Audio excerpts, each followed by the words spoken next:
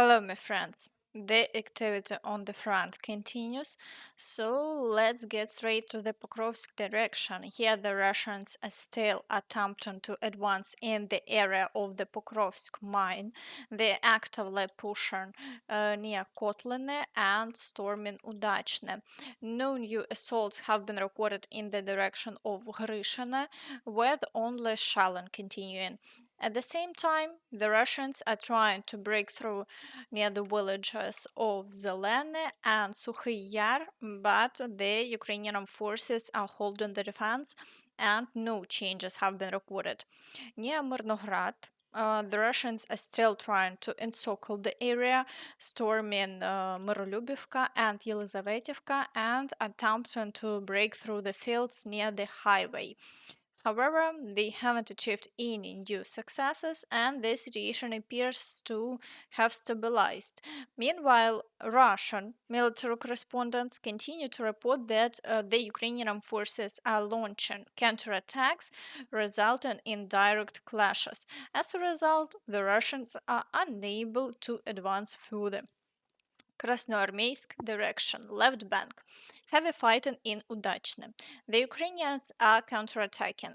South of Udachne up to the Solony River, the territory remains under our control. Battles are ongoing near Tsarsky Stav and Novoserhiivka.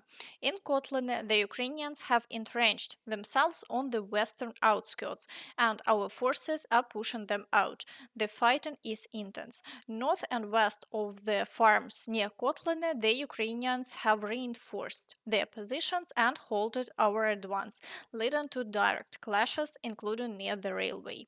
In Zvirove, our units are trying to break through to the slag heap of mine number 20, where the Ukrainians have fortified themselves and from a height of 48 meters are controlling all movements in the village and from the direction of Peshchany and Shevchenko. Another slag heap, 1.5 kilometers behind it, stands at 75 meters high.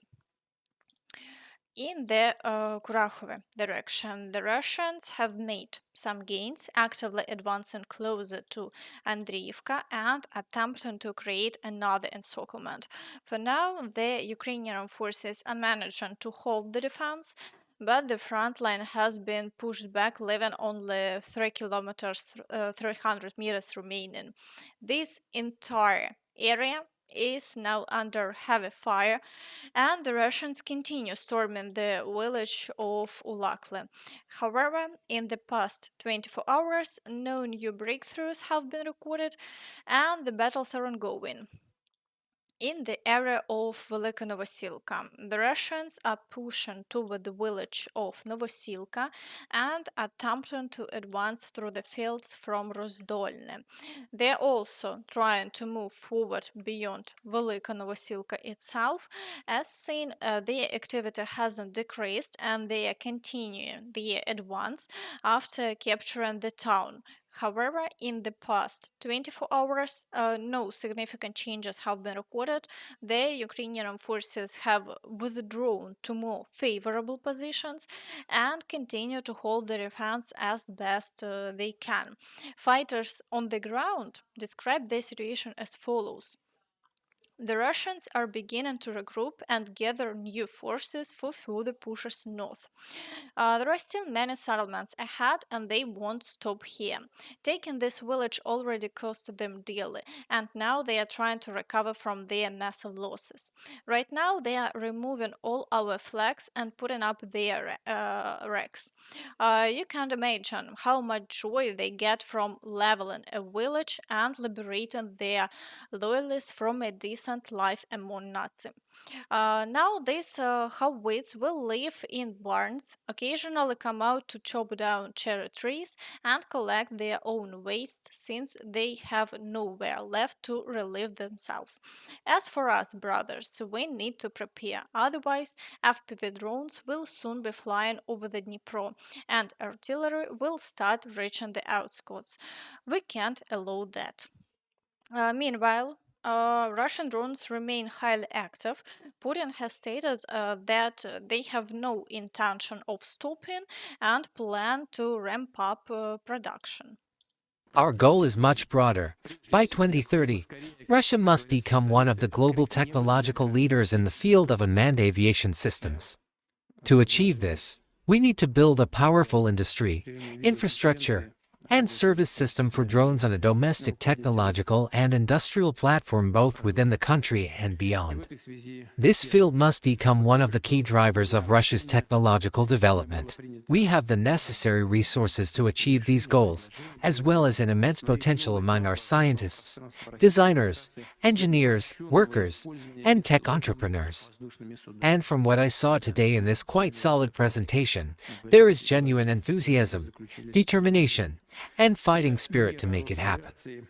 I want to thank everyone involved for their dedication to the cause and express my gratitude to those investing their labor and talent into developing our domestic unmanned aviation. The results are truly impressive, they speak for themselves.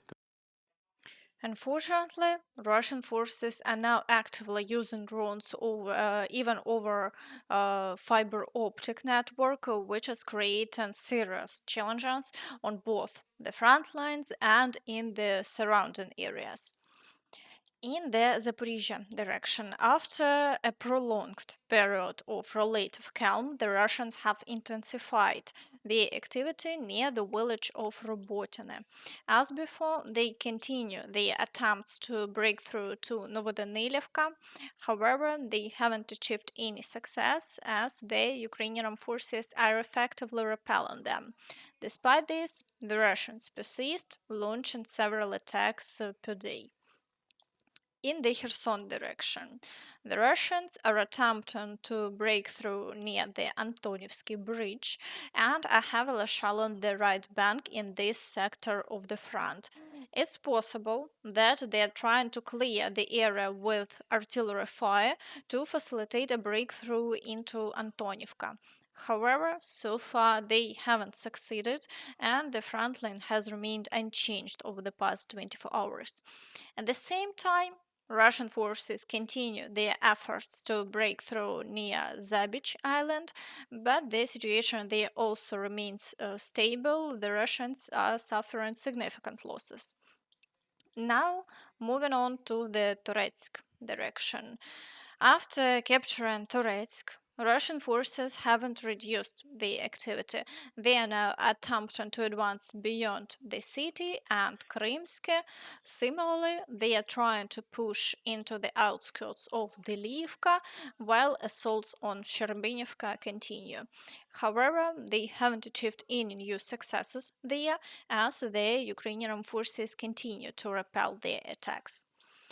In the Chasiv Yar direction, fighting persists for Chasiv Yar, Stupochki, and Pretechene, with Russian forces pushing toward Pilahora.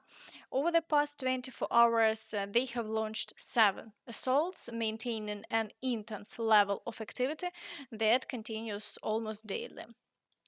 In the Siversk direction, the Russians are assaulting Bilohorivka, but beyond that, there have been no significant activity, and overall activity remains low. However, in the Lyman area, Russian forces are attempting to break through with high intensity. Today, attacks continue on Zelena Dolina, and they are pushing toward the village of Kolodezi. Near the village of Terne, they are storming Yampolivka and Zarichne. So far, there have been no changes to the front line, but the situation remains extremely tense. In the Burova direction, Russian forces are attempting to break through near Lozova, assaulting Kopanki and Novoyegorivka.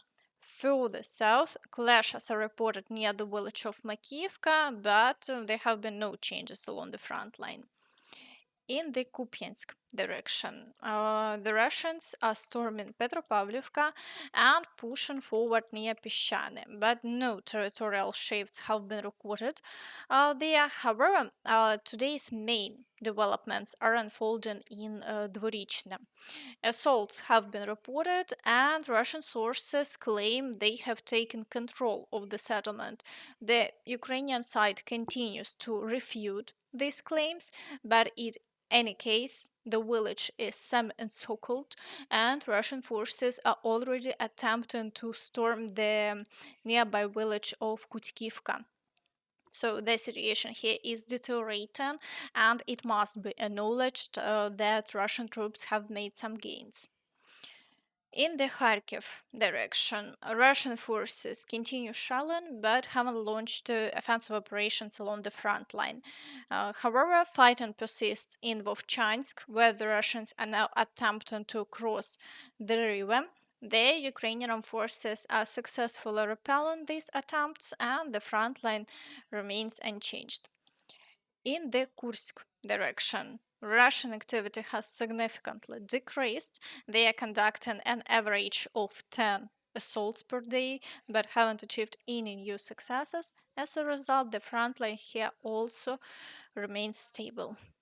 Meanwhile, Putin hints that he won't engage in negotiations with Zelensky because, in his opinion, Zelensky is already illegitimate. Illegitimate.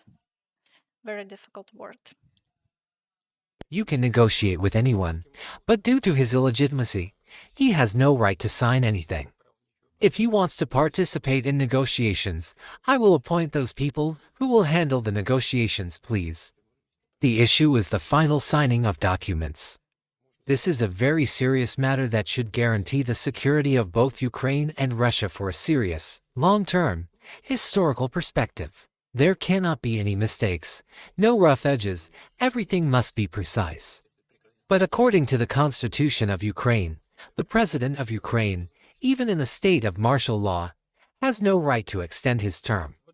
Only a representative of the government, only the parliament, has that right. The president's term is only 5 years, nothing more. After that, his powers are transferred to the Speaker of the Parliament. But if there is a desire to negotiate and find a compromise, let anyone lead these negotiations. We, of course, will demand what suits us, what aligns with our interests. But as far as signing documents goes, everything must be done so that lawyers confirm the legitimacy of the individuals who will be authorized by the Ukrainian state to sign these agreements. If we start negotiations now, they will be illegitimate. There is a problem, though. Why? Because when the current head of the regime signed that decree, he was the legitimate president at that time. But now he can't annul it because he's illegitimate. That's the catch, you understand. But, in principle, if they want to do it, there's a legal way, sure. Let the Speaker of the Parliament do it according to the Constitution. If there's a will, any legal issue can be resolved. But so far, we don't see that will. I think that his Western sponsors they can't last even a month without money. Everything will end in a month and a half too. In that sense, Ukraine's sovereignty is almost zero. If the Western sponsors really want peace, the way is very simple. I once sent the relevant signal. Do they want it? Fine. Then they'll quickly find all the legal ways to resolve the legal issues, including canceling the decree banning negotiations. Meanwhile, Fico has decided to threaten Ukraine again. The Turks, I am absolutely serious about this. They were extremely negative about the Ukrainian attack on the infrastructure of the Turkish stream. This hasn't been widely reported in the media. But the fact is, the Ukrainian army hit infrastructure on the territory of the Russian Federation. At the start of the Turkish stream, we have contracts with Gazprom, which is supposed to supply us with a certain amount of gas. And in this contract, Gazprom is required to deliver the gas. Tell us, how will this be delivered to Slovakia?